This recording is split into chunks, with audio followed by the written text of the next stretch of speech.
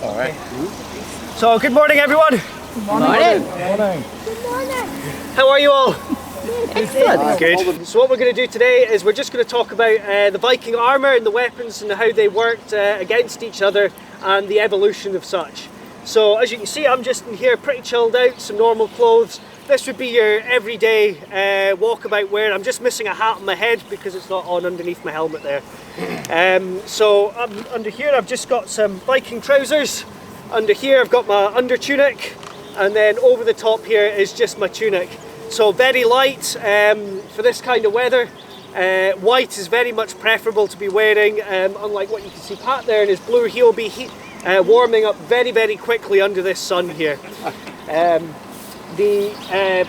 himself is in wool. Wool's very, very good for keeping the rain off. It does keep you warm. It does have a kind of waterproof protection to it. It only lasts so long though, and then when it gets damp it gets very, very heavy. Myself, I'm more in linen, much lighter, much more summer gear, very airy, and it wicks the sweat away from the body as well, so you don't end up dripping wet before getting in armour, never mind when you're in armour. So to start getting armoured, the first thing we put on is this, and it's just a padded jacket, also known as a gambeson. Okay, and what this does, it protects from crushing blows from weapons. So if you get your axe out there. Alright, that's a bit of a sharp weapon. Whoa. So this is the equivalent of wrapping yourself in a sleeping bag.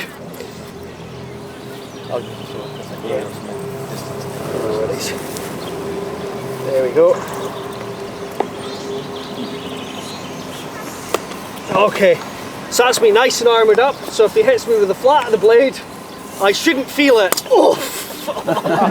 Yeah, this is actually very much lighter than they would have been, a bit more flexible, just modern day for us, just to survive the heat here. Yeah. Well, the next, I'll let Pat talk about what he's wearing on his chest here while I get myself into some mail. What I'm wearing is a different style of armor they would have used at the time. This is leather with bits of metal plate attached to it. This would have given me not so much protection against blunt force, but a bit more protection against something sharp. Because unlike in the movies, armor actually works.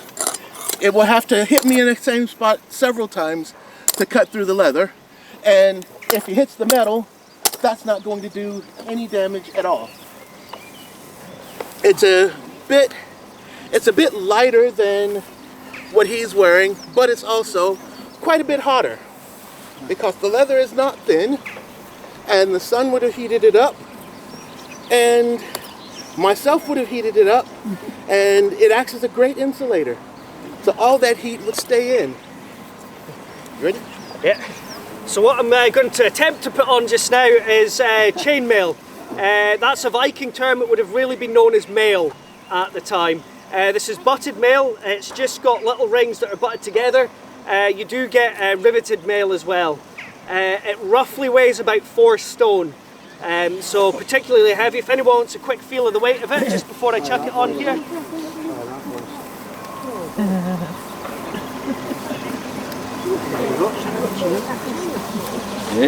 So yeah, quite heavy, yeah? Oh, good to see. Yeah. Pretty substantial. So this will be the fun bit, you get to watch me squirm for a wee minute while I try and get it on. Pull me down at the back there, please. Where are you going to go? Okay. Hey. There we go. So what this will do, this will protect against the slicing blows at the edge of a sword or an axe. So underneath I've got the padding that protects against the crushing of bones, and then this protects against the slicing. Oh. Like that. There's no way he's getting through that. About the only thing that can manage to penetrate through chainmail here, or mail, is arrows. Yeah, arrows manage to get in, they split the rings apart very, very quickly. As you start moving, it rips itself apart while you're fighting, and you get tangled up in it as well. So yeah, very heavy, but unlike the armour, it lets lots of air through, and on a hot summer's day you get some funny sunburn on your arms. Okay, the next thing's head protection. Oh no, sorry, belt. Yep. Oh. Got it? Yeah. I think you're supposed to fight with something like that. So the belt is just to stop it wriggling around. It takes some of the weight off my shoulders as well and puts it onto the hips.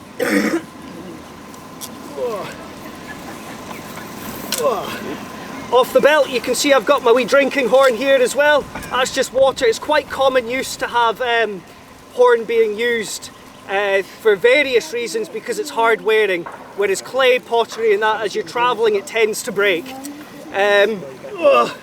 Sorry, oh there we go, it's tight. Trying to find, there we go.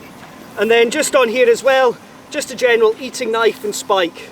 We don't really have forks at this time period, it is more picks rather than forks. They didn't come till a wee bit later on.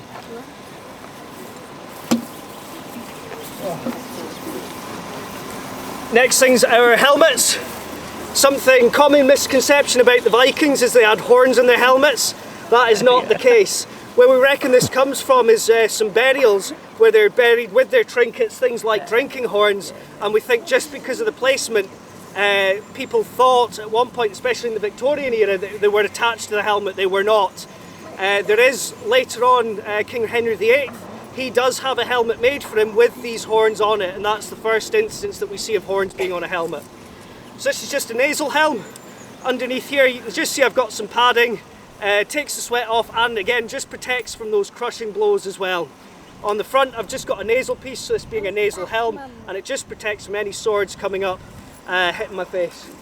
Patrick here, underneath he's got, underneath the chainmail here, he's got an arming cap, which is just the equivalent of this.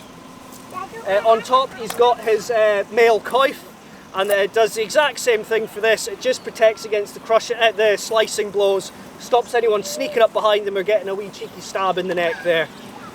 What's your helmet called, sorry? Just a Viking helm? Yeah, just a helm. Okay. I don't know of any precise name for this style. Just a bowl helm. Okay. Oh. So as we can see here, helmet very heavy, it gets hot very, very quickly. It heats up in this nice sun. They would have painted them in some cases as well. They could have painted them white and that would have reflected some of the heat away. It also stops them rusting. One of the advantages of this kind of helmet, domes out this way and it should protect from blows coming down and should slide off the shoulders. Directs it away. And his nasal helm, my helm is a slightly older style than his.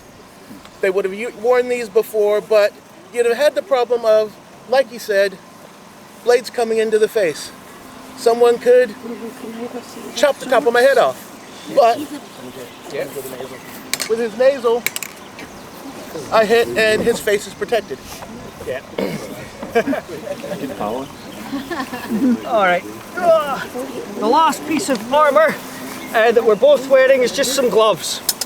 Okay, again they just protect from the crushing and the slicing, they keep your hands all in one piece. You see one's mail backed here, this one isn't because I don't need it with the shield hand. The shield keeps it nice and protected. Pat himself is just wearing normal leather. It would have been quite a rare, not rare, but not often to see the mail on the back of the glove itself. Sometimes you would see that would be all in one. It would be a whole piece with the gloves made into the mail itself. Okay. And another reason for the gloves is to help us keep a positive grip on our weapons. Because as you're fighting, your hands will get sweaty, you're gonna get blood on them, so your grip will become quite slippy. But between the leather and the handles, my enemy's blood will actually become a bit sticky and help me hold on to it a bit better.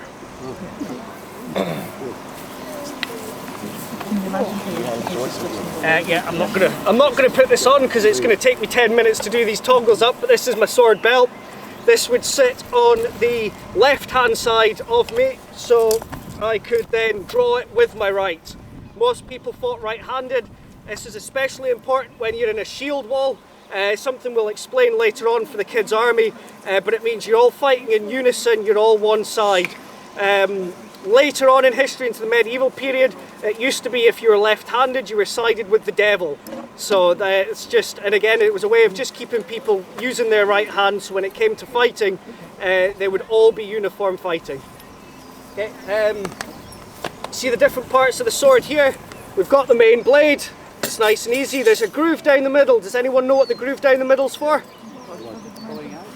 Pulling out blood. No, none of those. There's a very common misconceptions. All it is there for is to make the blade lighter.